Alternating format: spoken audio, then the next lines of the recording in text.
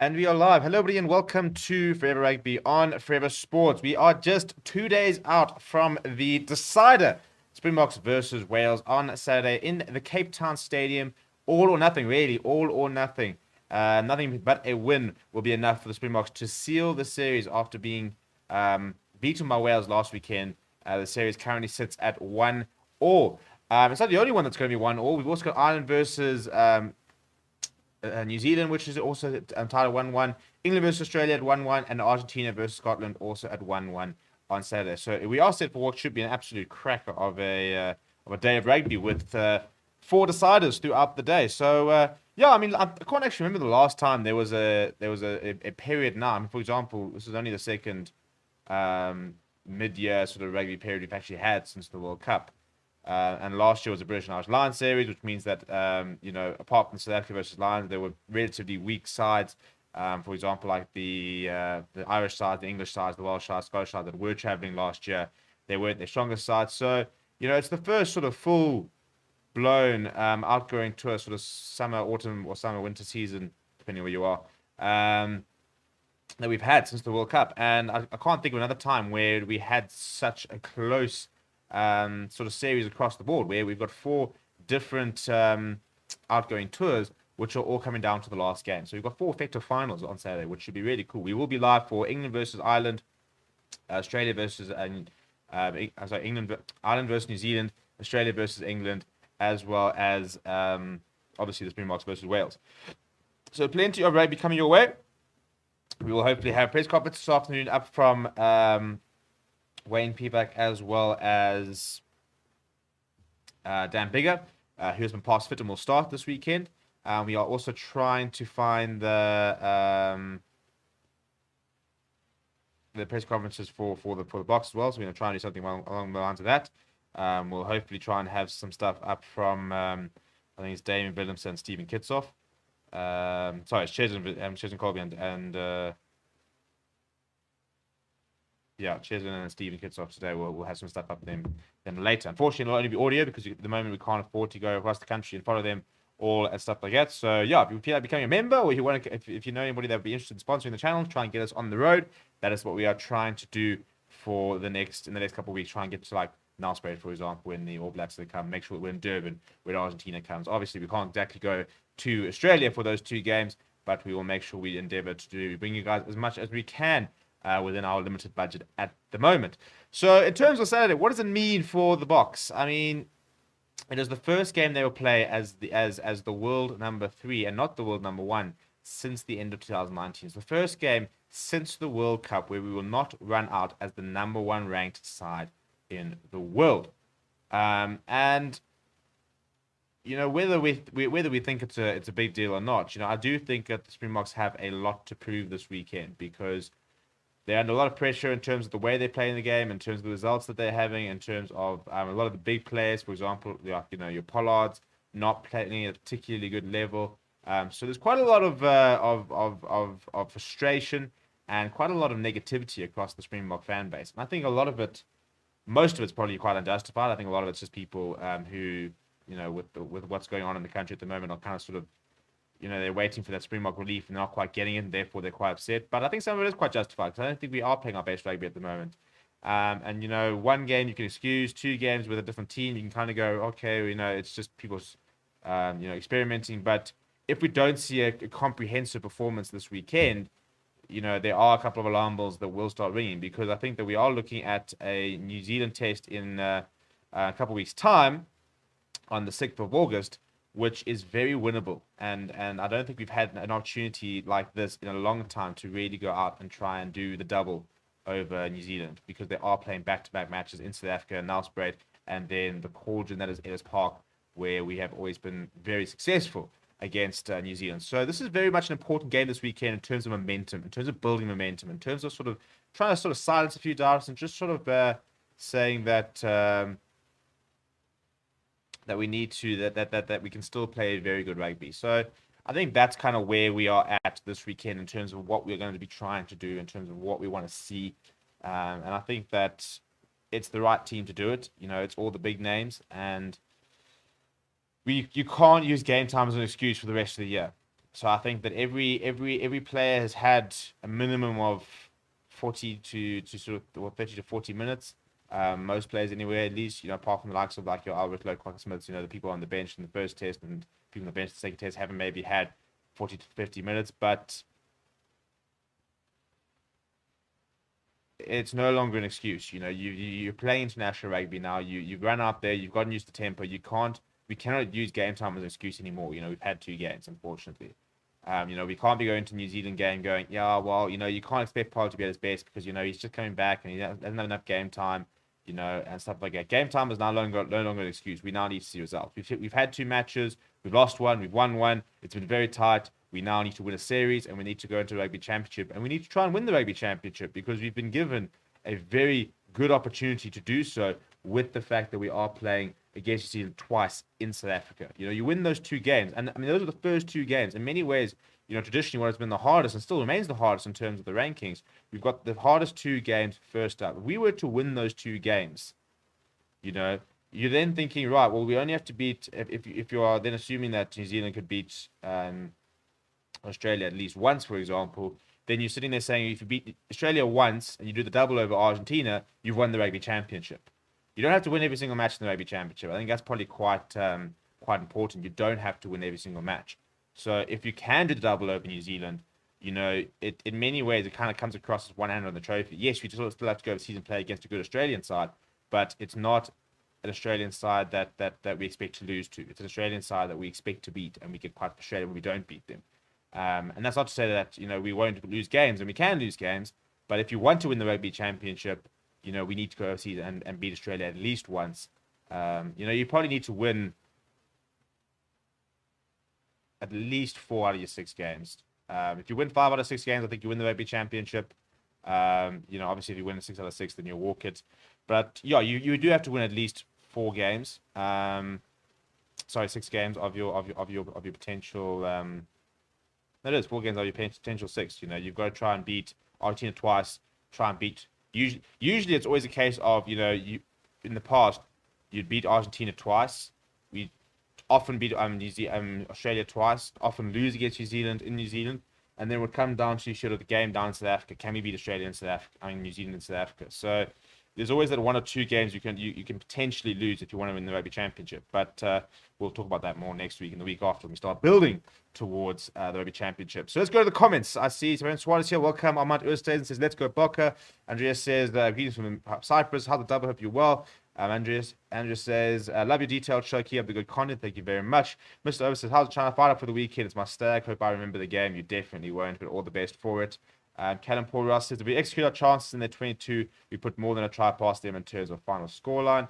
Larry says, off to work now, 2 to 10. Have nice, guys. Nice one, guys. Cheers. Doug was saying, BOKS by 6, battle of the boots, similar to World Cup. Grant Swart says, South Africa will drop a collective overreach if the BOKS don't win on Saturday.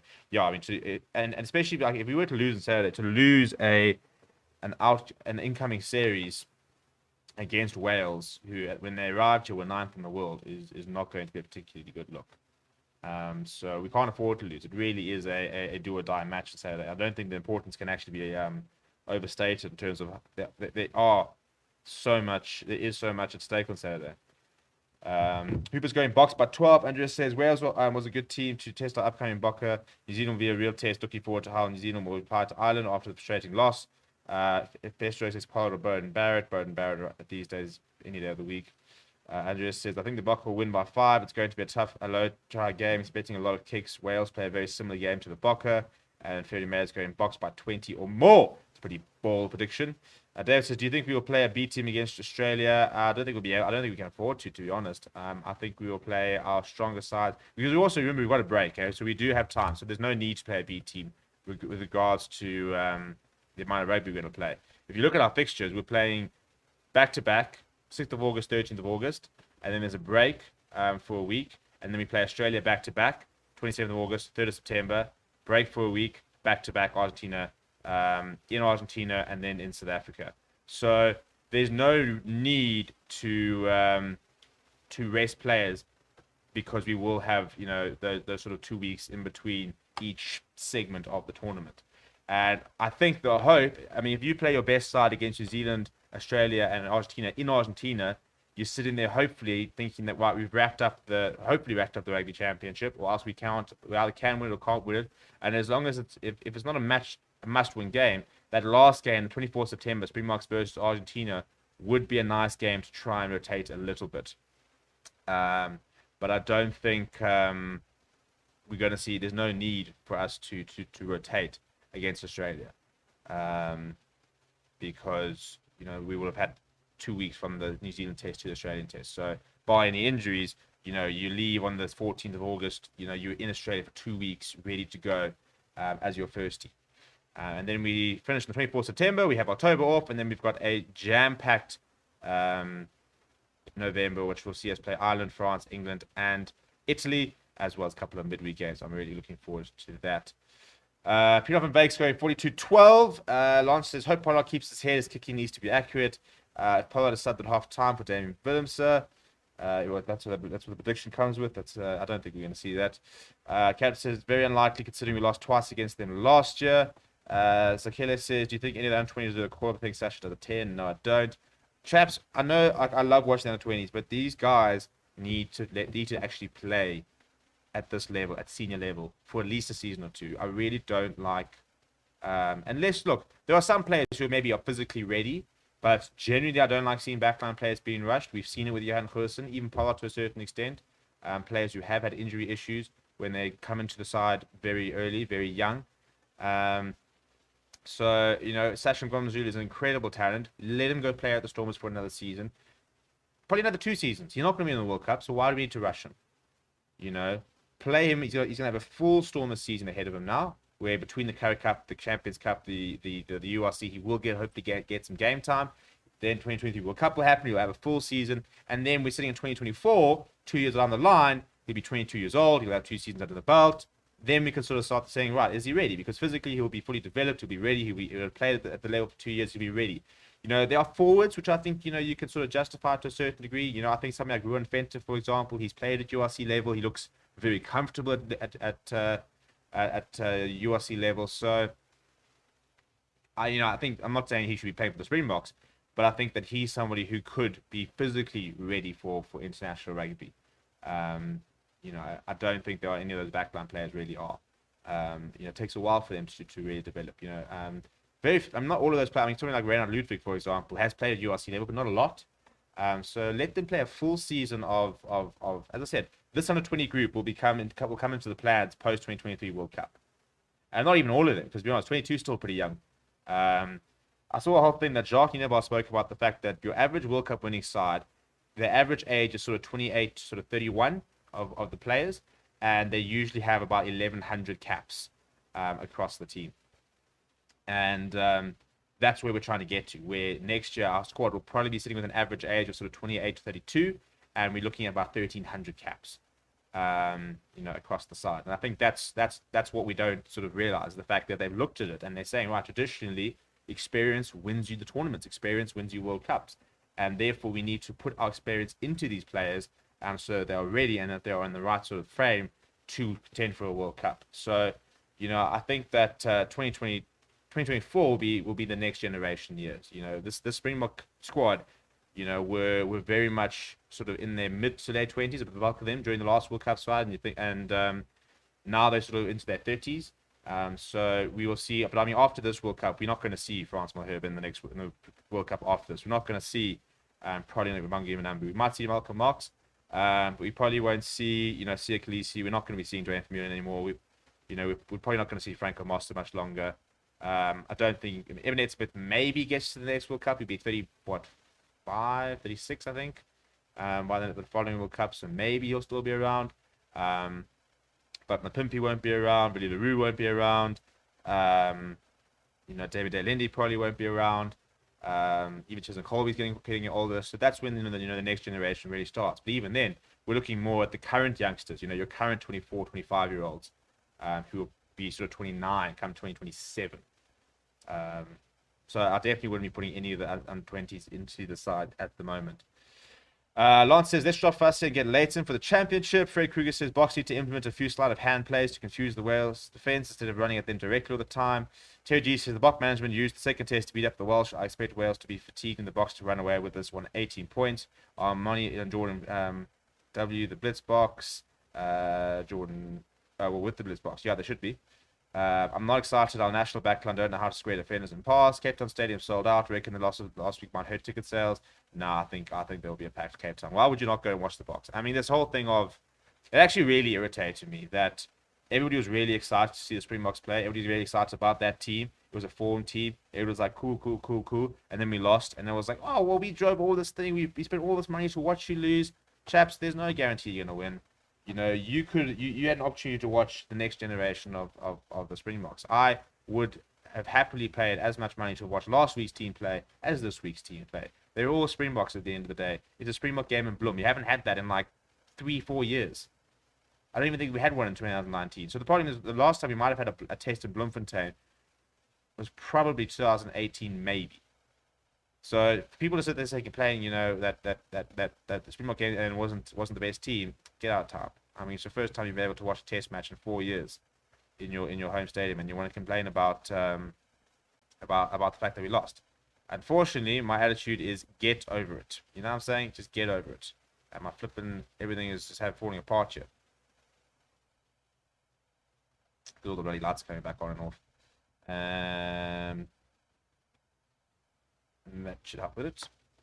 But so yeah, I think that I expect this weekend to be sold out. I genuinely do. I think that again, it's a very strong box side. It's a series to find. I mean, why would you not want to go watch this weekend? You know, it should be an absolutely terrific occasion. So I don't think I saw them training at our school yesterday. What form did Nyoba talk about when talking about Hendricks? Well, it's form last week, for example. Yeah, look, I don't think he was playing the best rugby at Sharks, but in the last year, for example, I do think he has been probably one of the best young scrum halves in the country. Troyden Wainwright says, I think it will be a tight game as most recent games against Wales have been, but I think we'll win in the end. Lance Sheldon says, Anthony backline players need to pick up more weight and also need more games, URC, etc., and gain experience. Catch Crunch says, Chaps World Cup 2023 is looking scary. Pineapple Bake says, can an under 20 coach or Waste to Brain come help our backline, please? Yeah, but Fano and Clerk was doing very good work with those youngsters. And it says, don't you think Rush should have at least been in the replacements? I know he's young, but a real beast if needed. Well, I wouldn't have dropped Kwagga, and I think that Ulrich really took his opportunity when he had his chance off the bench. So I'm quite happy to see him getting that opportunity. Sean says, I can tell you this game, the Box 23 caps sitting at 9.74 for the game. Can you confidently say the Springboks will make it to the quarterfinals next year? I think we can. Carl says, when was the last time SA lost an incoming series for the Northern Hemisphere nation? Wales has been a bogey team for us recently. Hope they could pull together for it. Living in the UK, I hate losing to home nations. Yeah, well, I can imagine why. Matthew Dixon says, I think the World Cup draw needs to change by earliest a year out. It should be done and seed relevant to the world ranking.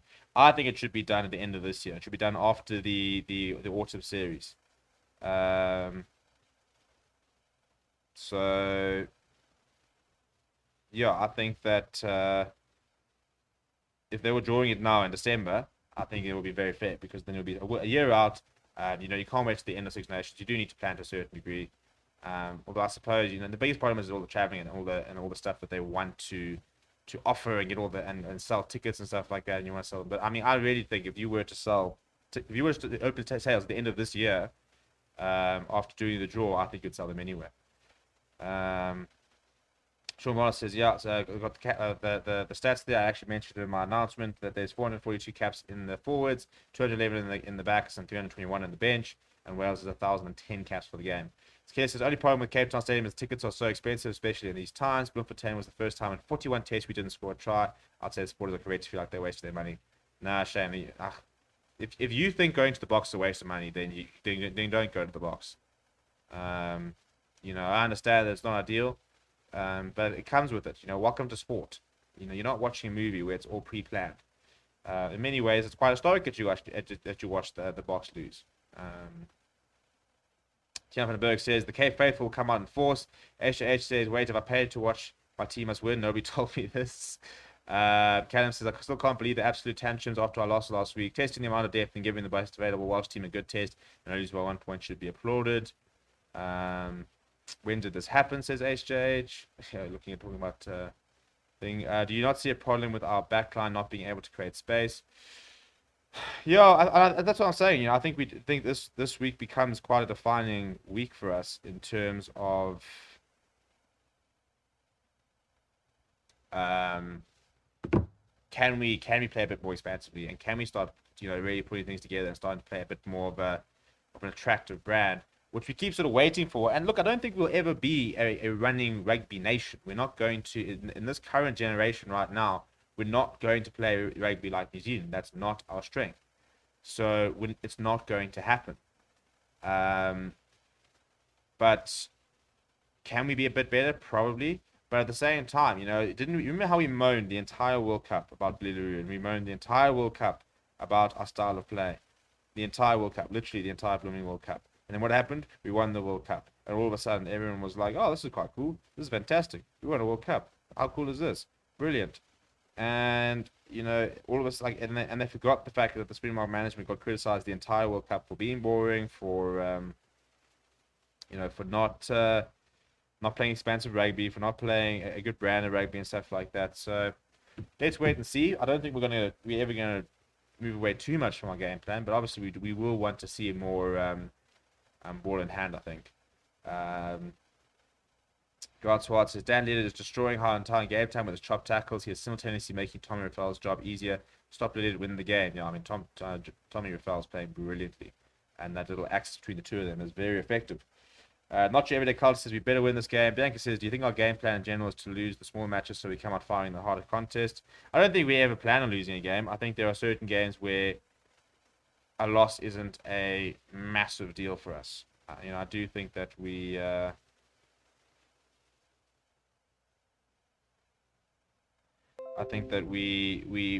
definitely in the year. Look, at the end of the day, this BOK management does not go game by game by game. They've got right. This is the year ahead, and they've got and they'll have little asterisks against certain games saying that's when we'll rotate, that's when we'll try a few new things.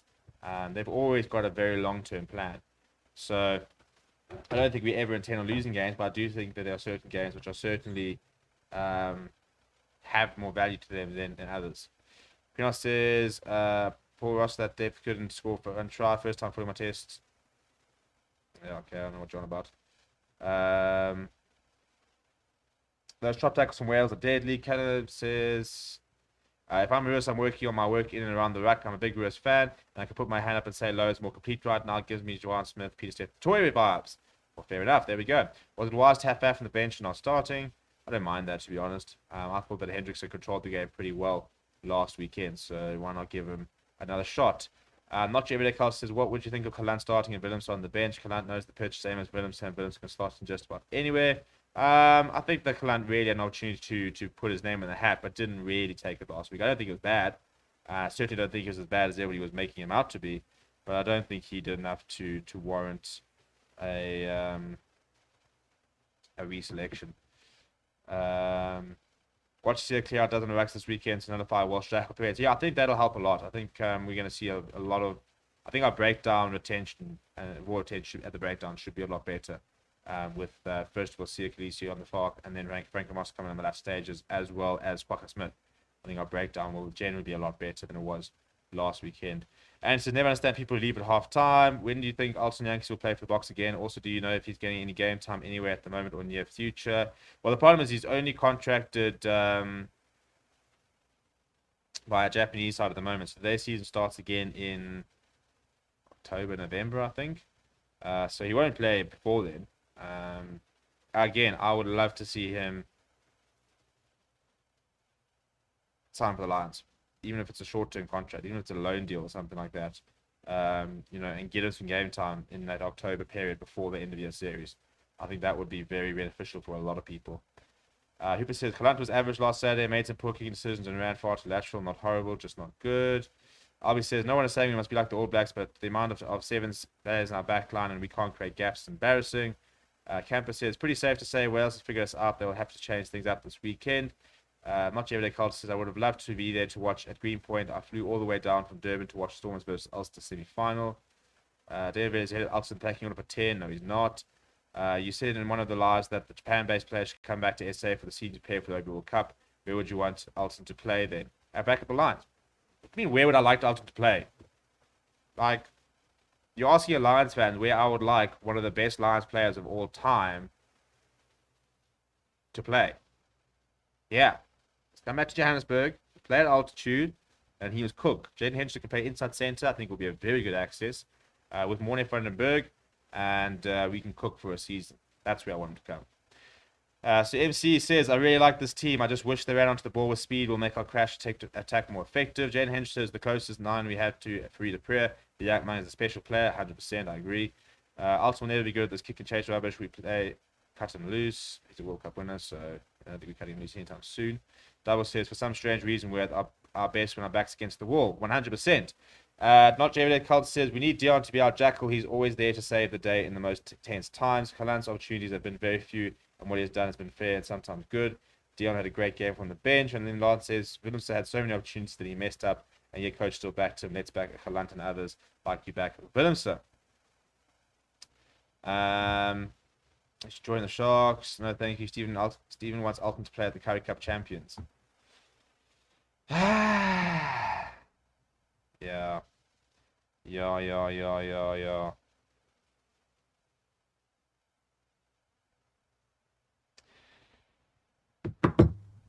I would like the Currie Cup champions to all come play for us, to be honest. I'd like to go and steal quite a number of the Pumas players, including the Pumas coach. That's what I'd like to do. That's in an ideal situation. That's what I would love to be doing. As the Lions, would love to say that Jimmy Stonehouse is coming through to take over at the Lions. He's bringing a couple of his buggers with him.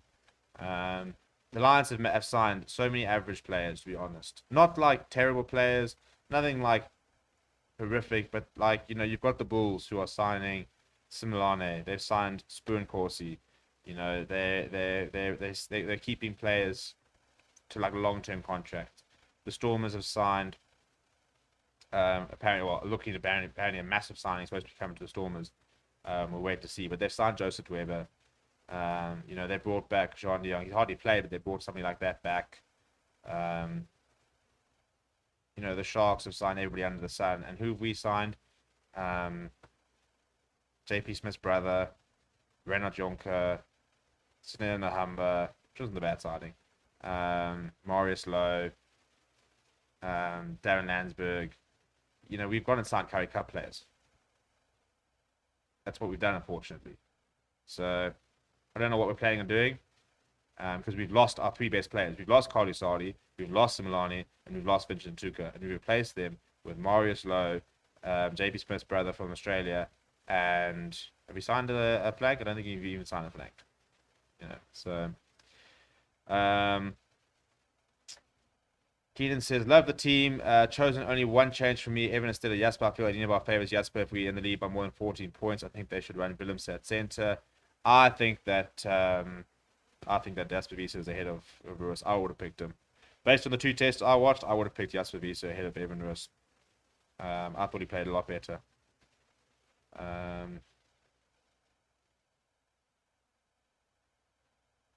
I don't really mind that. I think that Evan Roos will get another opportunity, but I've got no issue with Jasper being picked this weekend. Where's Sardi going? Going to the bloody Sharks. Everyone's going to the bloody Sharks. I mean, he's going to be back up for Thomas Toy. The Oaks signed to be a second choice. It hacks me. It actually touches me. Sean Barnard, yeah, Anthony and Nahamba has signed for us. Yeah, he's probably one of the more exciting signings. I would have liked Ron Williams.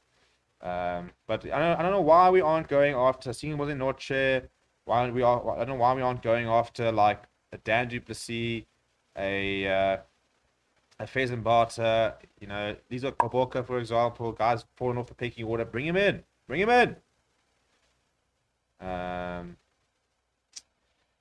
People said, I don't hear any praise for Pollard last week. Thought he had a good game considering thoughts. No, I don't think he had a good game at all. I think that's why everybody's panicking about the fly-off situation, because Alton had a mare, and then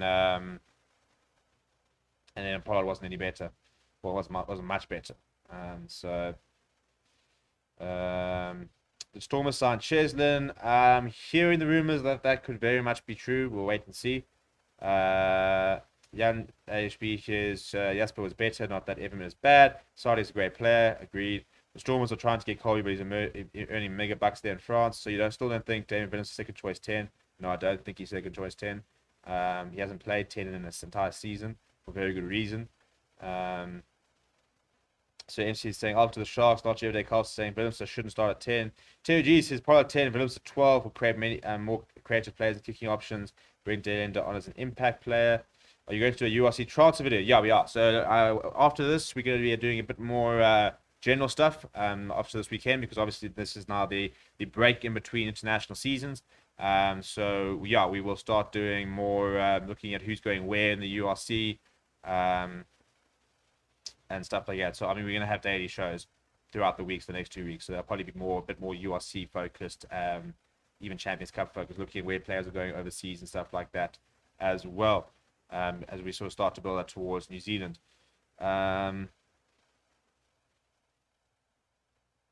you going to? Lance says Sardi could have signed with the Stormers. Stephen is going. Well, it's the wrong side if he is. Anyone who thinks Damien Willemse is the best 10 the Springboks should go watch the second half of the first test again. You mean the half where he and Billy LaRue very much shared the fly half responsibilities and took turns being first receiver. We're also talking about the Damien Willemse that people didn't even want to be in the Springbok squad last year in about October, November, because they said that he can't kick for goal, that he can't play at fly half, he can't control a game. People were literally saying, why is he part of the box squad less than a year ago? Now he's our first choice 10.